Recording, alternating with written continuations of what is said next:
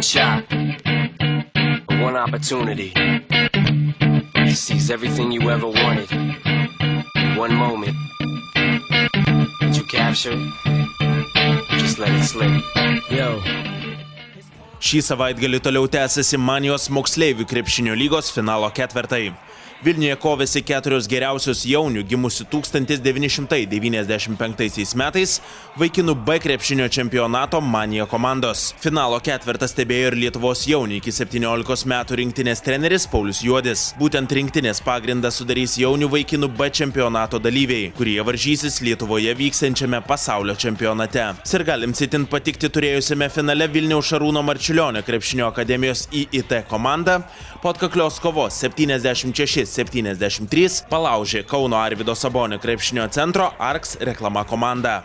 Rungtynes 5 pelnytais taškais pradėjo Saboniukai, tačiau tada vilniečiai laimėjo atkarpą 18-0 ir išsiveržė į priekį. Atrodė, kad kauniečiai paluš, tačiau trenerio Dariaus ir Tauto paimta minutės pertraukėlė padėjo laikinosios sostinės atstovams atsitiesti. Po 2 kėlinių komanda skyrė 1 taškas. Trečiajame kėlinyje ir toliau ekipos kovėsi lygiai. Nei vienai krepšinio mokyklai nepavyko pabėgti į priekį. Po 30 minučių kovos vilniečiai pirmavo 1 tašku. Ketvirtajame kėlinyje Marčiulioniukai daugiausiai Edvino Šeškaus pastangomis sugebėjo nutolti 5 taškais. Tačiau kelis tritaškius pataikę kauniečiai ne tik išlygino, bet ir persverė rezultatą. Paskutinėmis minutėmis Edvinas Šeškus pataikė tritaškį ir 1 baudos metimą iš 2. Ir likus 11 sekundžių komanda skyrė 3 taškai. Tačiau paskutinis Saboniuko Aido Kavaliausko metimas tikslo nepasiekė. Ir Šarūno Marčiulionio krepšinio akademijos komanda tapo jaunių vaikinų B čempione. Nugalėtojus į priekį vedė Edvinas Šeškus. Gynėjas pelnė 26 taškus ir atkovojo 10 kamuolių.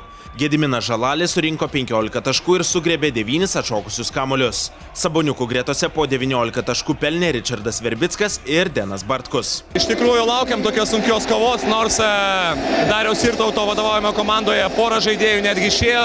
Šiais metais komanda užėmė 3 vietą, bet tai labai kovinga komanda ir žinojom, kad lengva nebus. Mes turim porą lyderių, tai pirmiausia Edvinas Šeškus, kur žinom, kad jisai sunkiais momentais tikrai gali patraukti komandą. Taip, tai yra tikrai stipriausias 95 metų kartos žaidėjas. Taip pat Gediminas Žalalis, kuris taip pat pažangą padaręs. Manau, kad jų dėka, aišku, visa komanda laimėjo. Taip, visa komanda laimėjo, bet ypatingai jų dėka, taip man neteko tikrai nerimauti. Tikrai sunkus.